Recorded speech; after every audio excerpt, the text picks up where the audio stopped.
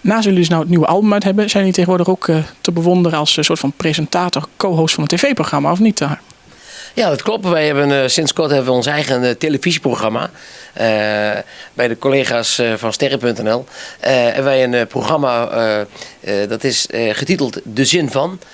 In dit programma gaan wij op zoek naar eigenlijk de welbekende mensen, zoals we net al twee hebben genoemd. Johnny Hoes, Anneke Grunlo, maar ook Corrie Konings, Peter Koelewijn en nog veel meer van die Nederlandstalige grootheden eigenlijk. Verdetters. En ja, verdetters, ja, mensen die echt allemaal een standbeeld hebben verdiend in de Nederlandstalige muziek. En daar mogen wij gewoon bij op bezoek. En dat is wel, dat is voor ons is dat natuurlijk ook weer iets. Voor ons is het werk, hè? Voor ons is het werk. Wij moeten het werk. Ja. Het is niet anders. Ja, want wat moeten jullie allemaal doen?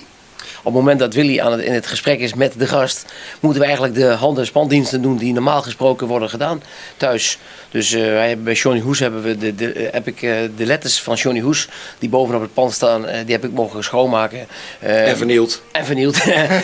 Martin en Patrick hebben het hele archief op alfabetische volgorde gezet.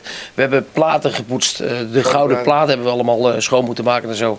En hij heeft bij Corrie Konings het gras gemaaid. Ja, in hartvorm. Ja, een hartje. Ja. En ik heb luchtig gebak gekocht. Aan het einde van de uitzending waaide het gewoon van de tafel. Ja, je moet toch iets. Het is elke zaterdagmorgen om 11 uur en zondagavond om 8 uur. En nog één keer de zender. Sterren.nl